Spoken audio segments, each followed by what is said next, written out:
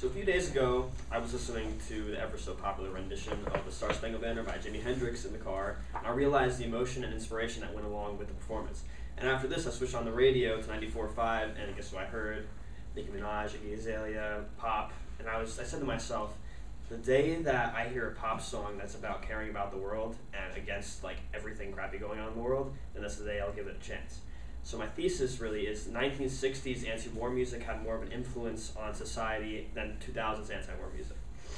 And today I'm going to tell you about the counterculture of the 1960s and their music, the lack of anti-war music in the 2000s, and the effect that the music had on our society. So let me start off by telling you guys a little bit about the counterculture and anti-war music at its peak in the 1960s. So music during the 1960s, which was the Vietnam War era, was an outreach of the counterculture's frustration with the US government, and the counterculture was kind of like young hippie rebels against the system kind of thing, and they hated Vietnam. It was like free love, rebelling against the man, everything. And the music that branched out of this was very symbolic in the chance that it like kind of put the US to shame if like another country was to listen to the music. And examples of a few artists would be Bob Dylan, Jimi Hendrix, Creedence Clearwater Revival, Neil Young, the list goes on and on. And actually that branched out of this was I think it was a 3-day festival called Woodstock, and it was just like continuous music, continuous love, spreading love between like a whole audience. I think it was like almost 100,000 people. And so they kind of just branched out of the frustration.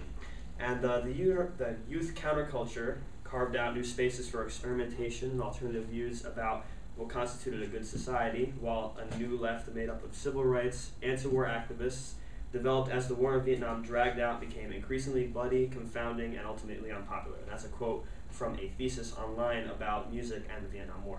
And now that I've told you a little bit about counterculture, I'm going to tell you a little bit about anti-war music in America during the 2000s. So the attack on the Twin Towers in 2001 on 9/11 caused many people to become pro-war, I believe, and it caused a new wave of patriotism. That's why we don't really hear that much like obvious anti-war music in the 2000s. If you think about it, the only really songs you know about that are anti-war, you have to really dig into them to figure it out. Because I've heard there's one song by System of a Down, it's called BYOB, and I had no idea what that song was even about because that band doesn't really make too much sense to me until I really dug into it, researched it. It stands for Bring Your Own Bombs, and it's against the Iraq War. And so this ties into the War on Terror. And then a quote from NPR is, since the 2001 attacks on the World Trade Center and the Pentagon, anti-war sentiment has been clouded by the War on Terror, Cook Huffman says, which makes the enemy both very scary and nebulous, so we can feel great that we aren't attacking innocent Afghans, only bad Afghans.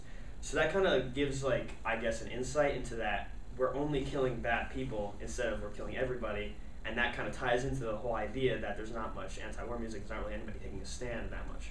So now that I've told you a little bit about the absence in the anti-war music in the Americas in the 2000s, I'm going to tell you a little bit of the effect on the society. So anti-war music has had a great effect on American society, and it made great history. So you hear a song on the radio, it's actually still played on the radio today, you hear a song from that era and you just think of the message and you're like, wow, I can't believe that people were actually like going out and doing something about this horrible thing that was going on. And actually, when you look up an article on 2000s anti-war music, you really can't find too many. You have to actually dig around, or you have to resort to Wikipedia. It gives you like a list of all these songs you had no idea had anything to do with anti-war until you actually dig into it. And another thesis quote is, once used as a tool for military recruitment or a means to boost the public's support of world conflict, music's role changed drastically during Vietnam to become the people's outlet for anti-war sentiment and a criticism for the government, a role which has, for the most part, persisted to the present. So before this era, I guess that music was used as a tool to recruit people into the government, but then it actually completely flipped around and said, don't go to the army. You can be better than that. Don't conform to the rest of the world. And so, in conclusion, anti-war music in the 1960s inspired a generation to fight against the system, and the 2000s music didn't really do anything close to that. I showed this through explaining the 60s anti-war movement, potential reasons why the influence wasn't as strong in the 2000s, and how it had a great effect on America. I now hope everyone has a better understanding of how 1960s war music and how it influenced society. Even though pop artists today don't inspire as many people to fight against less than appealing systems that we have in the US, they still do a great deal to inspire the things. And I know pop music is very inspiring in some aspects to certain people. I know everyone has their taste, but I just wanted to bring apart the point.